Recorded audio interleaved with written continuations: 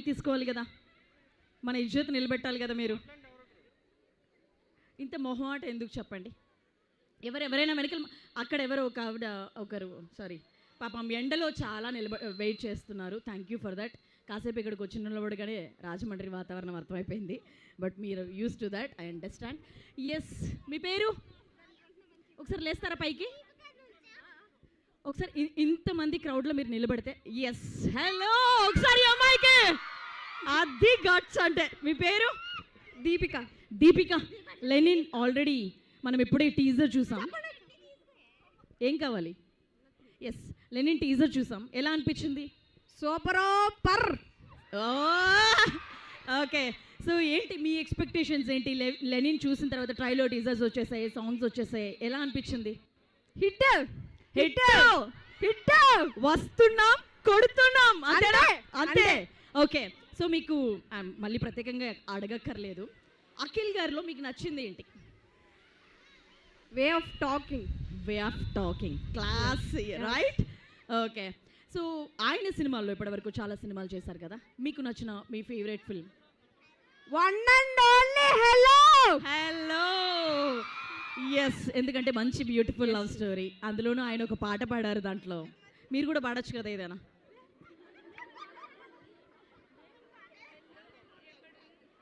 ఏవేవో కళ్ళలు కన్నా అనే సాంగ్ ఒకటి అఖిల్ గారు పాడారు హలో నుంచి. ఐడియా ఉందా?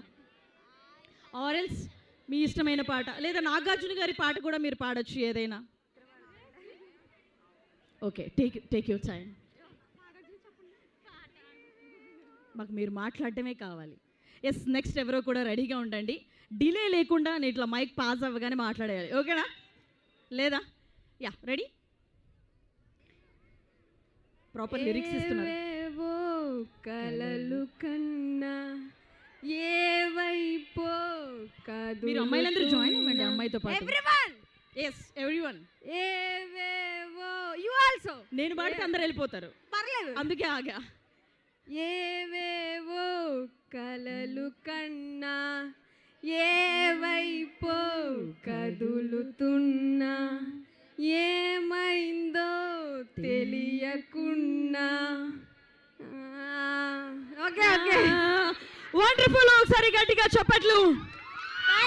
Thank you so much girl, thank you very much మాట్లాడినందుకు, అలాగే ఒక బ్యూటిఫుల్ సాంగ్ పాడినందుకు.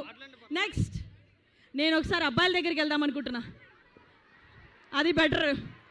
థ్యాంక్ యూ, నేను మళ్ళీ వస్తాను. అంతలోగా వాళ్ళకి కూడా, వాళ్ళ ఎనర్జీ కూడా మీరు మ్యాచ్ చేసేలాగా నాకు మీరు మాట్లాడాలన్నమాట. ఎవరొకరు మీరే మాట్లాడుకొని డిసైడ్ అయ్యి మీరు ఒక లీడర్ని నాకు చూపించండి. ఓకేనా?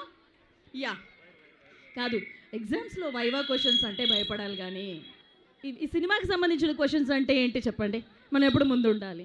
అందులోని గోదారోళ్ళు అంటే ఇంకా ముందు ఉండాలి. ఎస్, అబ్బాయిలు అక్కడికి రావాలా?